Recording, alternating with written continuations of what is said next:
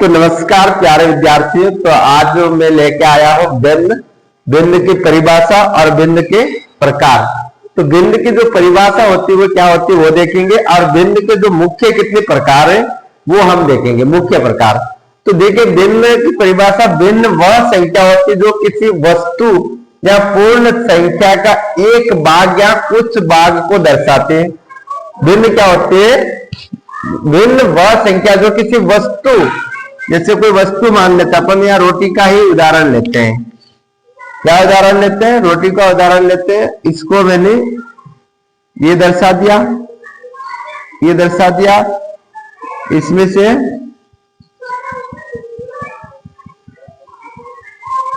ये कलर कर दिया। तो अब ये क्या दर्शा रहा है?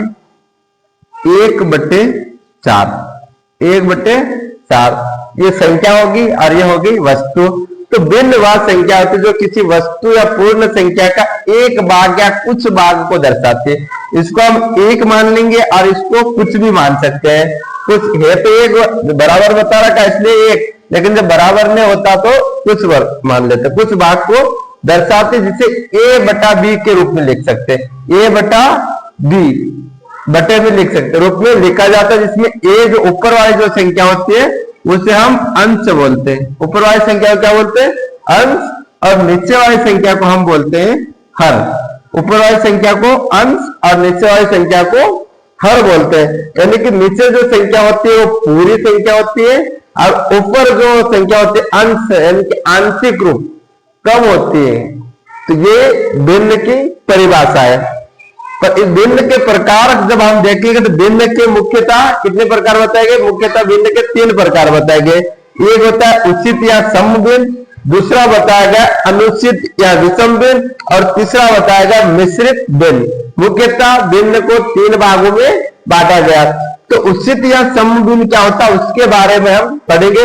उचित भिन्न में अंश छोटा व हर बड़ा होता है। उचित भिन्न में क्या होता है? अंश छोटा हो और हर बड़ा होता है। जैसे ऊपर की संख्या छोटी रहेगी और नीचे की संख्या बड़ी रहेगी, जिसे हम उचित या सम भिन्न कहेंगे।